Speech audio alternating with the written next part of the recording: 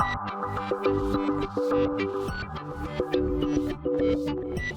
and welcome to my PlayHouse, and today I have a little product that I want to show to you guys because this is a product that I have a need for. So I purchased it because I need it, or I wanted to make sure, I wanted to try and see if I needed it. It's a Wi-Fi endoscope.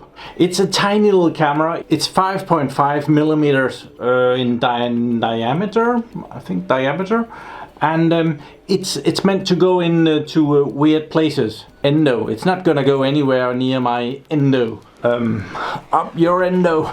Let's see what's in the box. There's not a lot. I have cheated. It needed charging. Here it is on my bench. Oh, the USB charging cable came with this. That's not important, but oh, it did. And this is the USB charging cable. Normal USB to micro USB. That was because I charged it up. So there are different versions of this you can get, and it's on the box. I forgot to cross out which one it is, but I got the 5-meter version. I didn't need the 5-meter. I could easily have used the 2 meters for what I'm doing here, but they didn't have that in stock, and I wanted it now. There is some accessories. These are kind of cool. They can do different stuff, but let's see the camera itself. It actually has a tiny little battery in here, so you can charge this up, and the documentation, which is rather limited, but in English, says that it's good for about 3 hours. I wouldn't count it, but well, it's probably good for a little bit less than that, so it's probably fine. It says that the power supply should supply 5 volts, 500 milliamps. So yeah, instructions: you need to download an app for your phone. There's an app for iOS and there's an app for Android. I was hoping to use this with my tablet on the wall, but this is a Windows tablet, so I didn't read the documentations. Maybe there is something available for Windows, but maybe it will just connect as a webcam. That would actually be okay. I have already installed the software and it works, so I think we should just try that. I didn't fully charge it, so let's put it back on the charger and we can see how much it draws. And we can see how much it takes in. And it actually takes in just less than an amp. So most likely these 500 milliamp hours is the minimum. It does also say 1 amp, so that's probably maximum. So somewhere between there is charging. There's an LED flashing red here. I'm sure that when it's done charging, it will do something different. So it says here that when it's charging, the red indicator is on, and when it's charged fully, the light is off. So, okay, it's indicating that it's charging. So that is cool. This is what the tip of the camera looks like. You can see that there is like 6 tiny LEDs out there. So it's a camera and it will light up where it's going. This was about 250 Danish kroners. They are a lot cheaper elsewhere. I'll try and find a good link and leave that in the description below, so you can go check this out, see what the day price is. It shifts all the time. The accessories, they're kind of cute. So these attaches on the end of the camera, and one of them is a magnet, so they're kind of stuck together. There are some extra plastic things if it breaks. So this is the magnet, and you can attach that to the end of the camera, and you can go pick something up if you have lost something. It's not that strong, but you can pick up small stuff. I don't know how much. Let's say you lose your screwdriver down the drain. That's not, it's not gonna lift it. It might draw it a little bit, but it could be useful for something. Then there is a hook that you can hook onto something, try and fish it out that way. And then there is the tiniest little mirror here, so you can have the camera look in 90 degrees instead of just straight. And you can then turn around and see different stuff. So that's handy. The software to see what's going on here, and there are these 2 QR codes, and I just used the one for the iOS and went and picked up that software. So I have that right here, and what you do is you turn on the camera, there is a on-off switch on the side here, so you turn that on.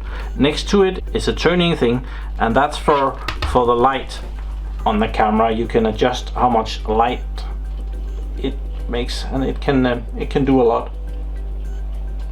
So we're just gonna adjust it a little bit down so it's still charging.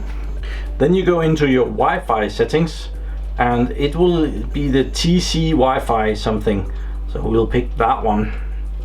And then you go back to the app. There we can turn the app on, and it's already working. So we have a picture here of what the camera sees. We can move it around. We can see me over here. I'm kind of upside down.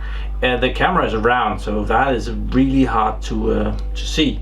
We can also see the camera that is recording here. You're up there. Say hi, and yeah, it's as easy as that. It kind of goes this way. It's a very stretched picture, I must admit. Yeah, I wouldn't exactly use this as a good web camera. It doesn't show me from the best side. So I needed this because I was messing with this battery, and this battery was really bad.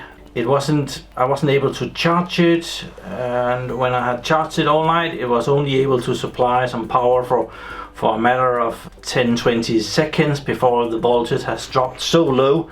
So I got the idea and researched it a little bit on YouTube if it was possible to. This is a gel battery, so in the 6 cells in this 12-volt batteries, there are of course some lead, and there's a gel between that it dries up over time. So the idea is that, well, even though you shouldn't really have to, well, it is possible to fill the cells up with distilled water and kind of have this gel come alive again. That's the idea anyway. And I tried. It's important to not overfill them, and there are these lead plates in here that you need to cover with this distilled water for this to work. But it has these tiny holes, and there is a gasket here, so it is able to gas off, but it's not able to suck air down there again. So you can remove these, and you can put some distilled water in there. But as it is important to fill it up but not overfill it, it's important to see where the water level is at.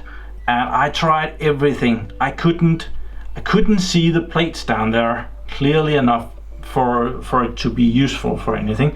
I tried to make a tiny little light to put down there, an LED. I only had a yellow one, and I thought if I can light it up a little bit down there, I can maybe see what's going on.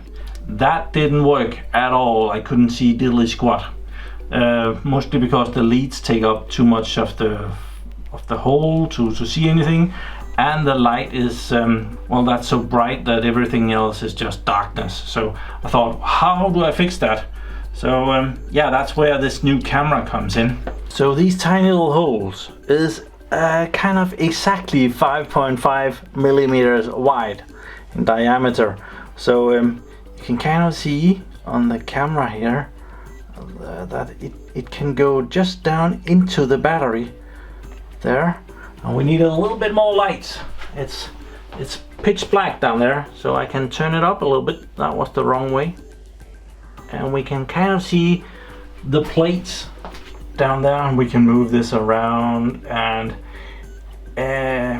we can't see a lot, but I can see like 1,000 times more than I could with my eye, and all the magnifying glasses that I tried and flashlights, and yeah, that was just impossible. So now I can take distilled water and I can fill up this cell to cover probably down there. I think all this mush, which looks disgusting, is the gel that has dried up. So when it's covered with distilled water, I'm hoping that this gel would kind of like dissolve and become a live battery again. So I have a used syringe here from one of the vaccines. I think it's AstraZeneca. We're just gonna fill that up with distilled water. I have no idea how much this cell is gonna take, but we're gonna give it a little bit at a time, and we're gonna check with the camera. We're gonna do like any good doctor, get rid of the air, so that I don't know why, but and get water everywhere. So that is marvelous. And I think I'll just give it 10 milliliters. Oh, we need a little bit more.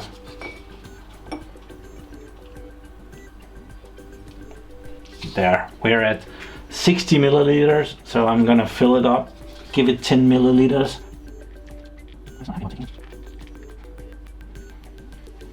10 milliliters has gone in. Yeah, it's milliliters.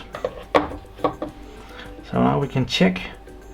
It's wet, but it's not covering the plates, or I can't see it yet. So there must be room for more. We're getting close. You can kind of see there's moisture down there now. It needs a bit more. I have almost given it a whole syringe. There's only just a little bit left, and air has gotten into it. But we're getting there.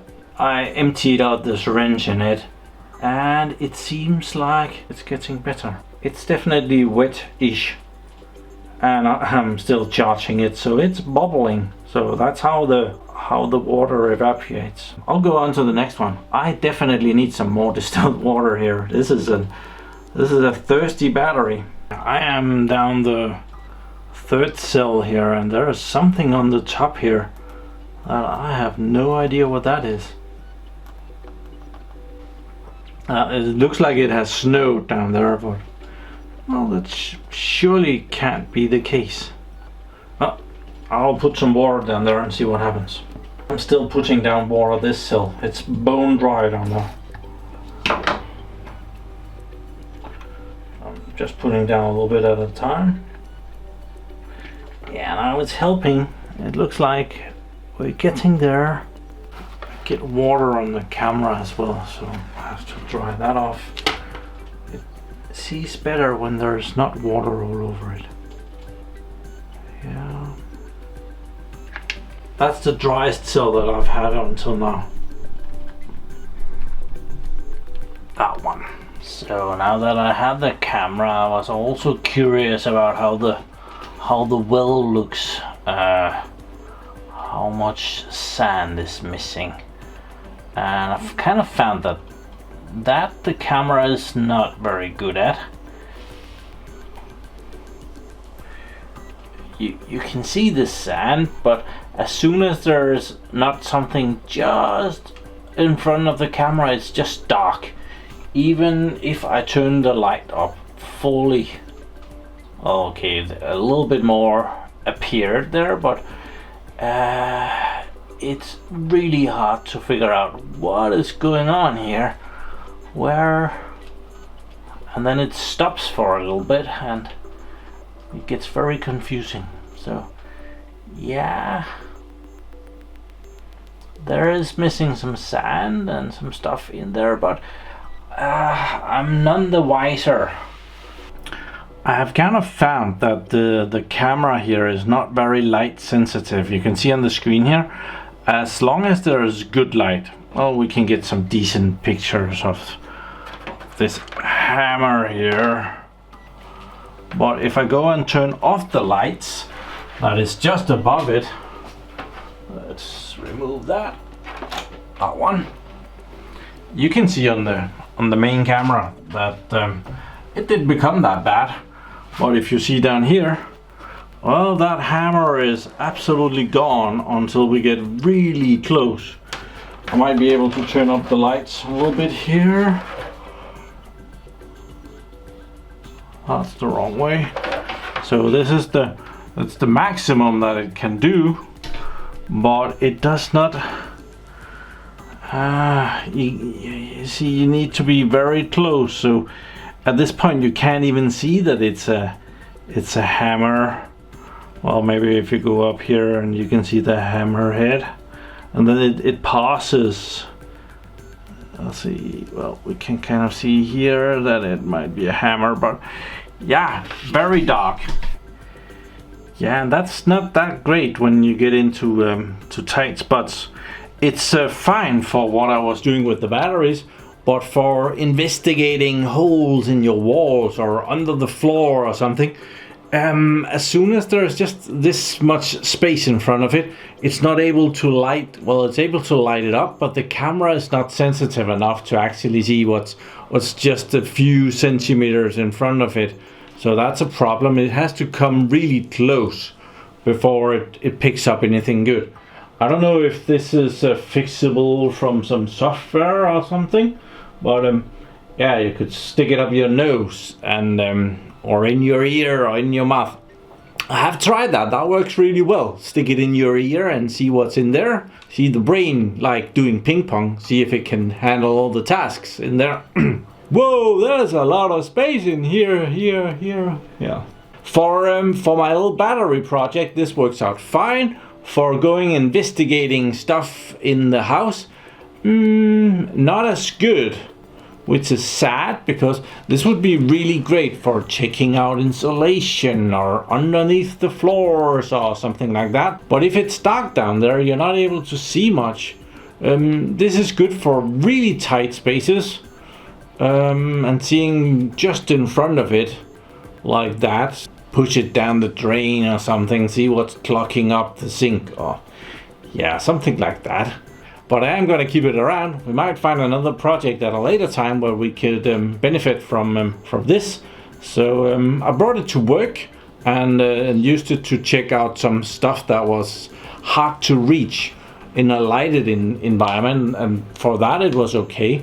The picture is not great. Oh, not a very charming picture there. I could have done with 2 meters of this. That would have been fine for my needs. This cable is very stiff, so it's also a bit of a trouble if you're sticking it in somewhere and you kind of want to see what's up and down to keep it. If you move the cable in the other end, well, the camera will also shift around. So that's an interesting problem. So unfortunately, the battery project is working out really badly. So this video has been taking a few days because I have had work and stuff. So we filled this up with water and I left it on the charger for 3 days, and it was taking in 2 amps for all of that time, and the voltage is now 7.15 volts. So that's not great. So the tiny pinhole camera was good for what I bought it for. It actually has a really good resolution. At least that's what it says on the phone, that it says 5K or 4K or something. I don't believe that. They are scaling it up beyond belief. And the picture is rather blurry and the camera is not very light sensitive. So for checking out the battery fluid, it actually worked out pretty well. The project itself is not doing great. And for other stuff, the camera is not light sensitive enough.